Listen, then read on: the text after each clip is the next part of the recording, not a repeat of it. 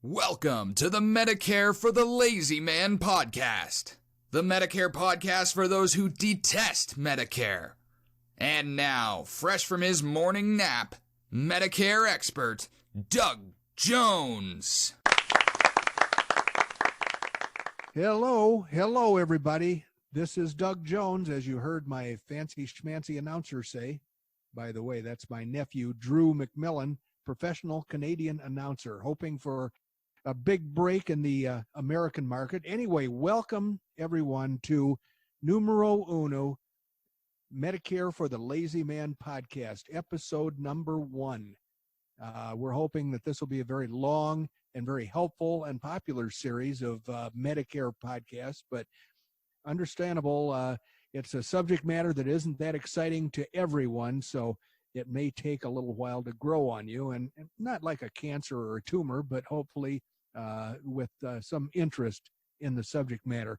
What we want to do is spend some time simplifying the whole complicated Medicare process and making it less intimidating for people. At least that's the goal. Now, with me today, and hopefully always, is my technical advisor, my broadcast engineer, and my spiritual advisor, Randy Carson. Say hello to the folks, Randy. Hey, Doug, how are you doing today? We Say are like on the second day of a new year. Yes, it is. Yes, it is. And by golly, can't think of a better time to start talking about Medicare because the baby boom is in full swing. Those people are turning 65 in droves, and apparently they're not being well served by the sources of Medicare information that are out there already. So we'll just add our 2 cents to the whole morass, and maybe we'll help some people in ways that they might not otherwise have been helped. Any opinions on that, Randy? Well, you and I have had this discussion quite a few times, and as you can imagine, when I get anywhere close to Medicare or Medicare supplements or anything along those lines, all of a sudden my eyes glaze over and I don't know just exactly what to do or where to go. But in the future, I've probably learned more about Medicare working with you than I have for many, many years. And I'm sure there's other people just like me that as soon as you say Medicare, they start running the other way. But I will point out that you have done a wonderful job of simplifying the process for me, and I'm sure you can do that for others. Well, that's very kind of you. And frankly, I understand, and I do not blame you for being intimidated and confused, perhaps bored to death by the whole subject. But I will be upset if I hear any snoring coming from your end of the studio. So, if you please, try to stay awake and pay attention. These episodes will not be all that long, so I'm pretty sure we can forge through them without falling asleep. So let me explain a little bit about what my goal in life is. The message I'm distributing is Medicare for the Lazy Man. I've done it in a book. I've done it in an audio book, a Kindle book, a paperback book, and now we're doing it in podcast form. So your first question might be, who is the lazy man? What sort of insult are you perpetrating on the audience? Well, I don't consider it insulting at all. The lazy man that I'm referring to is any man or woman who would rather do anything else but learn about Medicare. They're not happy about having to learn about it. They're not happy about having to study it. They're not happy having to make decisions. They don't trust the advice that they get from people that they don't even know, and therefore they'd rather do something else. Well, those are the lazy people that I'm addressing in my podcast. And then the other question that might come to mind is, why do a podcast at all? Well, if I haven't given you enough of an answer now, there are several other items. First of all, I want to help people by simplifying this horribly complex subject. It really is not a reason to be concerned. For most people, the Medicare decisions that are to be made are pretty simple, and actually not that there aren't that many decisions. In addition to that, the other Medicare podcasts that I listen to on a regular basis are pretty darn pathetic. So if podcasting is a way to assist people and to introduce Medicare and answer their questions, then I think I can do it better than most of my competitors. I have very strong opinions in some areas. There are certain plans that I think nobody should buy. Other Medicare podcasters won't tell you that. Other books won't tell you that, but I do. So my opinions may or may not comport with those of my competitors, but I guess we'll have to see about that. And the final reason that I'm doing this podcast is I'm kind of an egomaniac. So egomaniacs have fragile egos, so I hope nobody crushes mine. But for the time being, I'm here because I think I can do it better than most people. Now, I mentioned my book before, Medicare for the Lazy Man 2020, is right now on sale on Amazon.com. And I encourage you to buy it. Once again, paperback. It is available in audio very soon. That's going to be up very soon. And Kindle versions. Amazon is messing around with me. They have taken my 58 5-star reviews and thrown them into the ozone. So right now it's got 1 5-star review. It should have 58. And other than that, if you can get past the fact the reviews keep appearing and disappearing, then when you buy the book, I'm confident that you will feel as though it's given you some valuable information. So that's the message I have for the very first of our podcast episodes.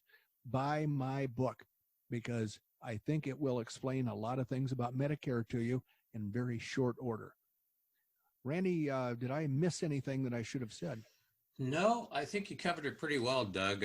The one thing I would mention, and I think, given the fact that this is our first podcast as related to Medicare for the Lazy Man, that I would be very appreciative if you would give us a little bit of background as to who Doug Jones is and why Doug Jones is in the insurance business and why I affectionately call you the anti-insurance insurance guy. Well, that's like at least 3 questions there, but let me see what I can do about a short answer. We do want to keep these short. Anything over 4 hours, people are going to start bailing out.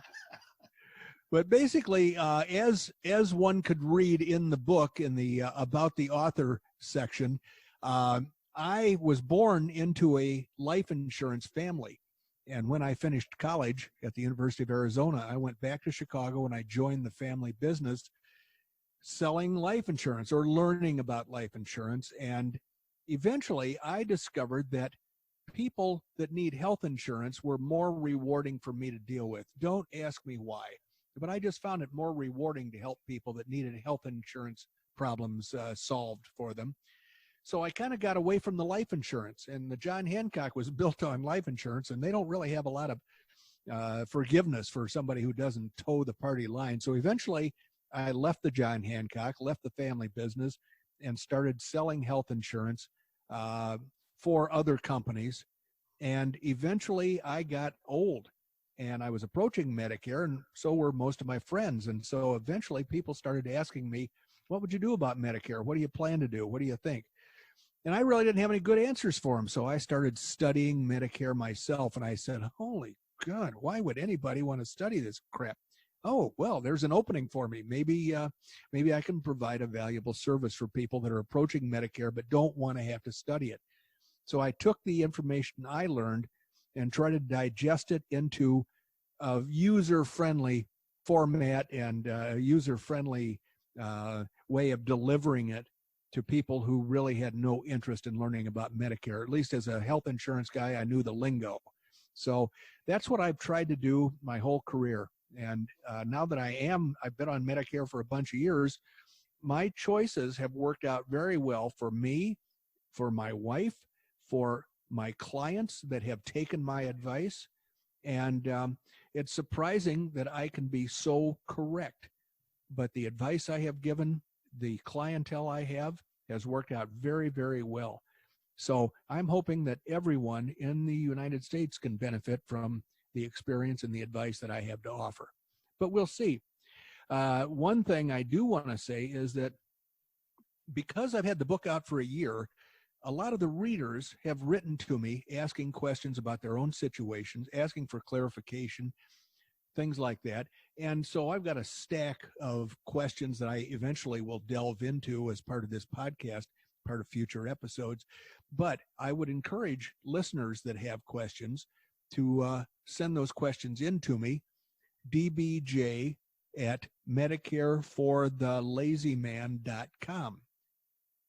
Then I will be happy to address them on the air, especially if you tell me I can use your name.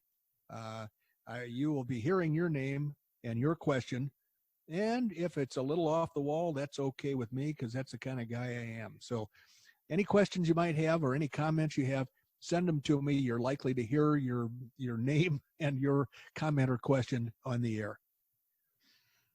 That's a great idea, Doug. Send in questions. I mean, we really have the notion of doing this on at least a weekly basis, and probably more often. So the more input that you would like to provide to the podcast show in terms of your questions, whether you feel like they've been answered prior podcasts or not, certainly at least reach out to us. We'd love to hear from you. So as Doug said, send in your questions. We're going to be using them on the air. And if you would allow us to use your name, that would be awesome. So this particular episode, we're going to kind of wrap it up here.